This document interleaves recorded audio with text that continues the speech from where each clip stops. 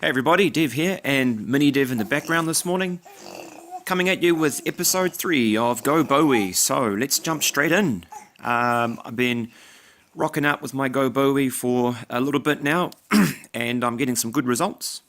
Let's take a look and see some of these bases that I've been managing to 2-star quite highly. Alright, so the first one here, a quick check. This is a Max Town Hall 11. We've got an Eagle Artillery buried somewhat deep, and the Town Hall somewhat deep, and the Dark Elixir. But the good thing is they're all in one place, so it's fairly easy to get to. Looking around, the logical path to get the most resources would be, beg your pardon, would be to cut through this place here, and then jump over this wall, because this section here is not going to stop, will stop people from coming all the way around the outside. So, with the GoBoWi, again, leading off this time with a Golem rather than chucking down some witches or bowlers, and then in with the wizards to clear the funnel out. No splash damage, so the wall breakers were able to get in there and make their breach. Okay, so the jump path goes in with the meat, in with the witches, in with the bowlers, and away we go. Seeing some giants in the CC still. They're not really a threat. You poison them, and if you've got enough bowlers there, they don't really do much at all. Okay, so we've got the bowlers jumping over and they're crushing that core now. Eagle Artillery went down in a flash. Town Hall goes down, Queen in behind, and we've got the witches and the warden coming around the outside there. So in the core, the king and the queen, they're going to get held up and they're going to die a horrible death. So it's just worth watching here. We've got a Golem, and we've got a mess of witches and bowlers are still doing their thing with the warden and support. So the king manages to get by and take out that Inferno before the Expo and the mortar crushes him. But we can see here, just again, a demonstration of the power of GoBoWi. If you manage to get some meat in front, those skeletons and those bowlers will do the business for you. Excellent, look at that, double geared up cannon. Double cannon geared up, sorry. And a Tesla, and we saw in my previous videos that the Tesla farms don't really cope with GoBoWis very well. A single Tesla isn't going to be much of a threat here. Again, the real threats are this mortar and this wizard tower. Alright, we'll speed up. Quick check, reveals Mini Dev is fine. He's just starting to try and form some words at the moment. Some sounds, some syllables are coming out. Of course, da da da was the first. Very proud of him. Here we go. So that GoBoWi, 67%, but a pretty good amount of dark. Made a bit of profit there on a fairly strong looking base on the surface of it. Alright, next one. Down my list. Where was it? Cadillac. Very interesting name, possibly American, or even Canadian. Alright, so here we have a ring style base, and traditionally I haven't fared so well against these, so it was good to see if a GoBoWi would make any difference to that. Points to note, the dark storage is on the outside, and the Eagle Artillery is very distant from that, so different to the first base we encountered. And of course we've got the Town Hall in the core. So my hope was I could get the bowlers and witches to clear these sections, staying away from the splash damage, and also these sections, and then try to get my main force of bowlers up the guts here into that Town Hall. So that meant drawing the fire of these buildings first. It's quite well protected, so get that jump path nice and early and get the golems in. So there goes the jump path, there goes the Golem. As usual, the smaller Golem first, take the most amount of heat, and then have the bigger Golem with the more hit points at the back. So I decided in the end to instead see if the skeletons would go up the guts and then disperse left and right. Once the bowlers dispose of the Eagle Artillery, that is in fact what they do. They go left, as you can see up here, and they go right a little bit, which most of the force went left, some of the force went right, which is very annoying. Would have preferred to have had all the force going one way or the other. CC troops are deployed, and it's a bunch of loons. Deadly against GoBoWi, so I really had to work hard in this case to dispose of those. I did a decent job with that poison, lacking in spell space to drop another poison on them, but you can see here that their crashing just destroyed the rest of my bowlers, and that attack peters out on the left flank. On the right flank, the Queen still going a little bit strong, but the real news of the day is not the witches or the bowlers, but it's actually the Grand Warden. He's got enough range he can reach over and then start popping away on that town hall. Everything else in my army has been depleted, with the exception of the wizards and giants up here that I kept in my pocket to dispose of that dark storage.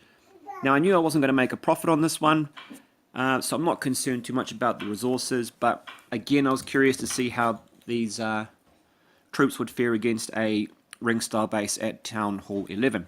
Right, we'll speed up because all it is the Warden doing his thing, getting that Town Hall.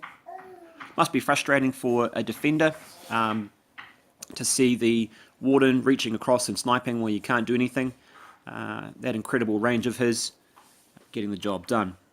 Alright.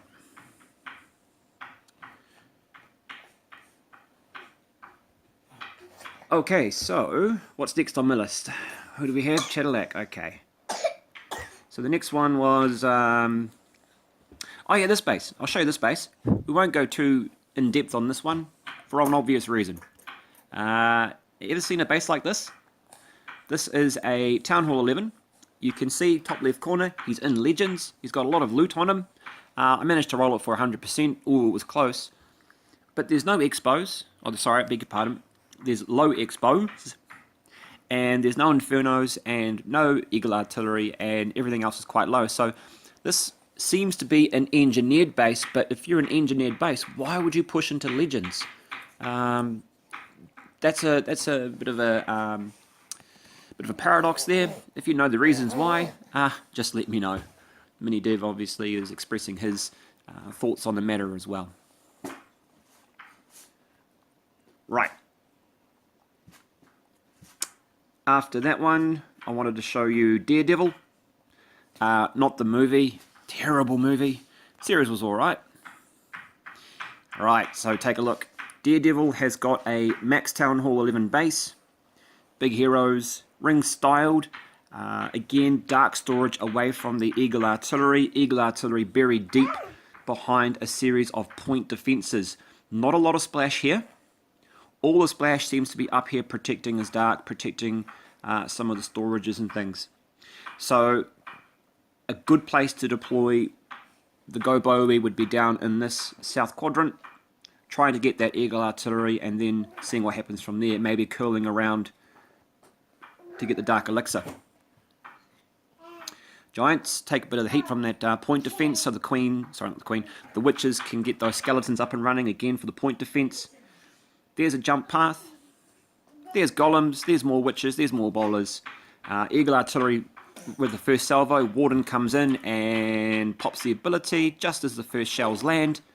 Rage up those bowlers so that the Eagle Artillery doesn't get a second shot off, which it did, unfortunately. Now, I've got bowlers and witches on this side, which is really good. Keep watching out for those. The ones that curl around this side, unfortunately, fortunately, do clear out some of the buildings. Don't know if you heard that, but Mrs. Dev is in the kitchen making some lasagna. Nice. Right, so heroes have called out that middle part. You can see the Queen on the inside track with the Warden, and the golems have gone the right way, which is awesome. But the Queen is taking the hits from that expo, so once we pop her ability, it should change over into the golems, just like so. And that wizard tower has also locked onto the golems, which is awesome. Because, well, now he's switched over to the skeletons, because we really want that splash damage taken out before we can even think about getting anywhere close to something useful with the GoBoWi. So the skeletons, you can see ripping up the outside, and our Warden is doing a good job pinging off some of those buildings. Take out that mortar. In comes some swag wall breakers. There we go, timed beautifully between the wizard tower shots I might like to add. And you can see just how much mileage I got from those 3 witches and 4 bowlers with the golem on the inside. So once you get that meat in the right place, the rest of it is fairly academic. Some wizards to back up, which is awesome. And you can see we've done a really good number on a strong looking base. Before this strategy, I probably would have pressed next on this. But I'm starting to come around to the idea that really the GoBoWi is a 2-star attack. Well, I want to say minimum. It's a 1-star attack minimum, but quite often you can get some really good value. The Witch and the Warden pinging away on the storage. Strangely enough, the Warden switches targets, goes for the Wizard Tower now. Again, that's a quirk in the system of the Grand Warden where he picks on the target that the other unit with the most hit points will go for. So he goes down courtesy of the Expo, and we get a little bit of value there from some more buildings. 94%, again on a strong base, one lone bowler trying to smash his way through the walls. Pretty happy with that result there too.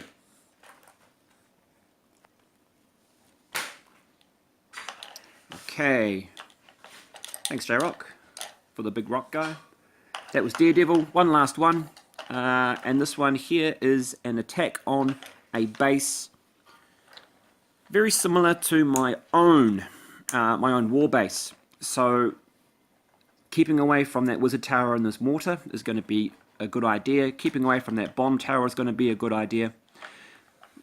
This base has got one of those sort of eagle turret in a pocket, and it's behind some pretty gnarly point defenses as well. You'd need at least one jump to get through there. That wizard tower is designed to stop wall breakers, so you're going to have to spend one jump spell and another jump spell, and then you're going to get caught up and not being able to get through the rest of it. So the idea would be you come in from a flatter edge, perhaps a jump spell here, and then another one later on to access the core. But what I wanted to do was try and clear out these buildings so that the rest of my force could go again up the guts, as it were. So dropping down a giant, trying to take some heat, didn't expect to see a sneaky Tesla in the corner. So this person has clearly been attacked from this point before. So again, you want to be very careful with these bases. Also, common places for hidden Teslas are here and here, which is what I would have expected. Also, some giant bombs could be there as well. So if you are up against a base like this in future, just be careful. Once that Tesla goes down, well, it was always safe to drop the witches, but I did anyway. 4 witches this time, and 4 there. Golem, the rest of my witches, and some bowlers over here to try and clear this flank as well. Jump path created. In goes the rest of the bowlers. Oh, look, there's another hidden Tesla. So this person has certainly put their Teslas in the places designed to disrupt things as much as possible, which is quite cool because, again, you would have thought that if they weren't in this part, they'd be deep in the core. So just watch out for those. Fortunately, my attack strategy is just too strong in this case. Raging everything up. Usual story. There we go. There's the Eagle Artillery dropping. There's the Warden ability dropping. And the core is about to fall. There we go. Right, so again, Queen and Warden going through that inside track, similar to the previous replay. King also. And through here too. So the 2 witches and bowlers down here, their attack sort of was stymied. But again, we've seen it before in previous videos of mine. We've seen the strength of the witches and the wizards. There's that other Tesla that we're looking for. Take a look. All those skeletons, just distracted, no chance. Okay, so we're getting some really good value with that squad, just going around the anti-clockwise direction. And that Expo going to town on that Golem there, which is pretty cool. The Barbarians, believe it or not, smashed through that wall. And some more swag wall breakers to get through here. So with the Wizard Tower distracted by the Golem, we can see again that single cannon, that point defense is just not enough. Again, if we had the Golem on that other side of the wall, life would be pretty good, and we probably would have gone all the way here. Again, those point defenses, once they managed to catch up, that was the clutch moment. That was that big bomb right in there. That took out most of the rest of my force, but it seems plausible that we could have even wrapped around all the way to here if we had those witches still operational. Alright, we'll speed up because it's just really a Golem knocking on the wall, and nobody wants to see that too much. Right, well, hope you've enjoyed these videos. This is GoBoWi episode number 3. I've just popped the button for Builder Hall 5, so I'll look to bring you some more of that sort of juicy content in the future. Thanks for watching. Here's my joke. Plateaus are the highest form of flattery. Heh, Dev out.